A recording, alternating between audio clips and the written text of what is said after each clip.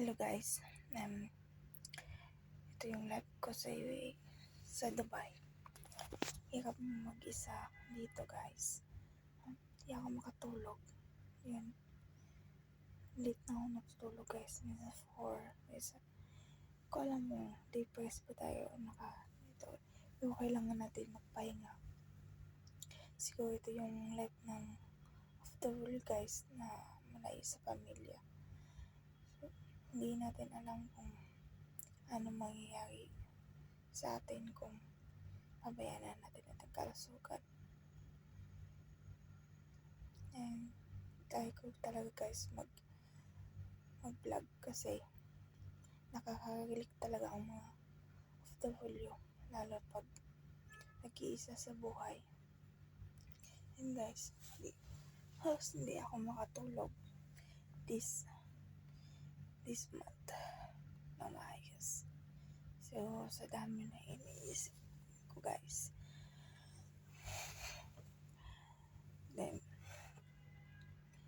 yung ikaw lang mag-isa matulog, ikaw lang isang kumain sa buhay. Tapos, yan guys. So, difficult talaga malaya sa pamilya. Yan. Ito yung first time ko mag-vlog guys na mag-isa ako dito. And tatry ko talaga na mag-vlog kung pwede ba talaga ako maging vlogger. Walang edit to guys kasi ito nangyayari. Yung tinatamad ka sa sarili mo. Pero, yan. Kakayanin mo yung mga pagsubok na dumating sa'yo. Is real life talaga to. Sa isang OFW na sa likod ng nakakapost sa mga Facebook, ang ngiti. Yun, minsan dito pa talaga tinatago natin yung mga lungkot. Sa mga OFW dyan, saludo ako sa inyo na kinaya nyo mapalayo sa pamilya. Yan. Yan talaga, laban lang yung mga kabayan para sa pamilya, para sa kinabukasan at sa ating bansa din guys. Yan. Nangilik na ako dati. Akala ko madali mag-OFW. Kakayanin ko. Pero ito guys, pangalawang bansa ko na to.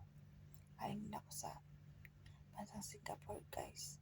Ito na naman, naulit na naman guys na hindi ako makakatulog. Yun. Siguro homesick. Yun. Pero pinalalaman. Neutral guys, sumisikap tayo para sa pamilya. Pero ilan yung tandaan guys, magtira para sa sarili nyo.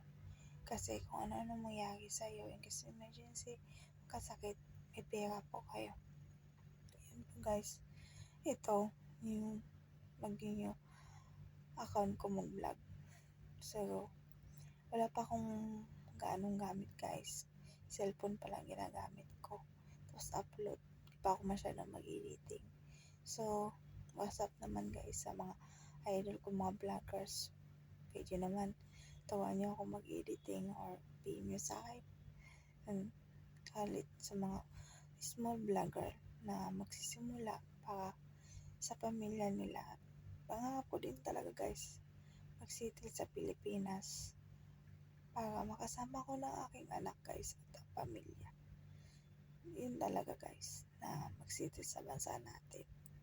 Na mayakap mo sila kahit malayo. Simpleng pangarap lang. Makasama mo pamilya mo. Sa hirap at ginawa guys. Kaya nga, salamat guys. Follow nyo po yung account ko guys. Yan yung account po guys. Share ka sa Facebook ko. Gio. Bye bye. God bless.